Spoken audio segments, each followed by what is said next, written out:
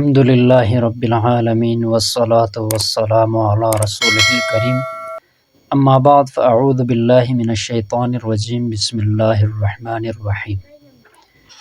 کسی خاص دشمن کو انجام تک پہنچانے کے لیے یہ وظیفہ ہے۔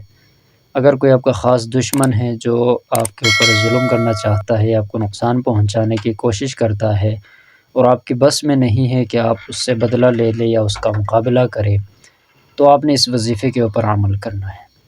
جی ناظرین، انشاءاللہ تعالی اس چینل پر ہم مختلف قسم کے وظائف اور مسائل اپلوڈ کرتے رہتے ہیں۔ اگر آپ نئے اس چینل کے اوپر آئے ہیں، اس کو ضرور سبسکرائب کریں۔ قرآن و حدیث کی روشنی میں ہم وظائف اور مسائل بتاتے ہیں، وہ بروقت آپ کو مل سکیں گے۔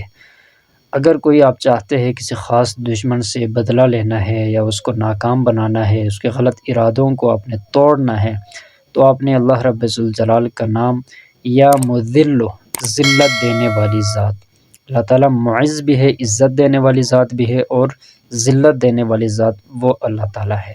وَتُعِزُّ مَن تَشَاءُ وَتُذِلُّ مَن تَشَاءُ۔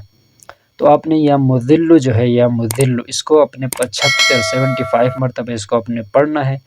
پڑھنے کے بعد آپ نے سجدے میں جا کر، سجدے میں اس شخص کا نام لے کر جو آپ کے اوپر ظلم کرنا چاہتا ہے، خواہ مخواہ آپ کو نقصان پہنچانے کی کوشش کرتا ہے، قرآن و حدیث کی روشنی میں بھی وہ غلطی پر ہے لیکن اپنی غلطی مانتا نہیں ہے، جیسے آج کل کے حالات اس طرح ہوئے ہیں کہ خواہ مخواہ ایک شخص کے اوپر ظلم کیا جاتا ہے، اوپر سے پھر غلطی بھی نہیں مانی جاتی، قصوروار بھی انہوں کو ٹھہرایا جاتا ہے جن کا کوئی قصور نہیں ہوتا۔